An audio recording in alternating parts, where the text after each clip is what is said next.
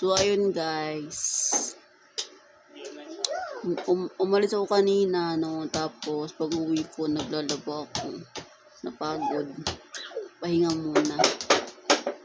Nasa ba electric pan ko? Ba't nandiyan ang electric pan ko pala?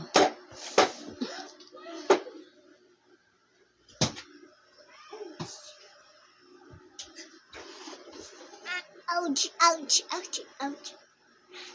Tapos, may batang atrebido. Atrebido ka.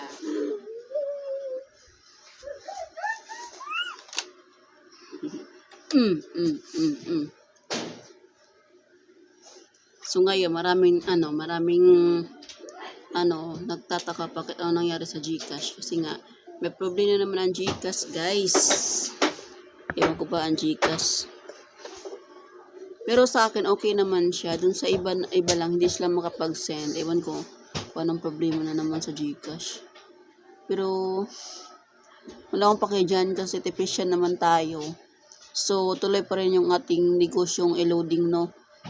Unlike sa GCash, pag GCash user ka, pag nagaganyan GCash, talagang stop yung yung negosyo mo kasi nandun nga sa GCash yung fund mo. Pauline!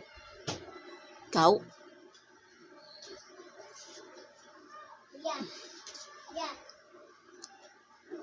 So, yun lang.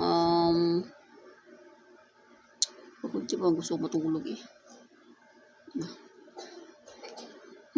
Parang gusto ko to. Di ako makatulog. Iwan ko ba. Paano ako makatulog dito? Nandyan yung bunso ko. Mangungulit yan.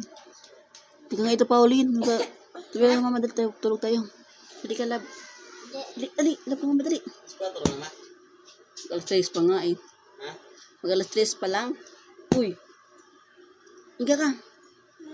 Ay, matulog. Mama,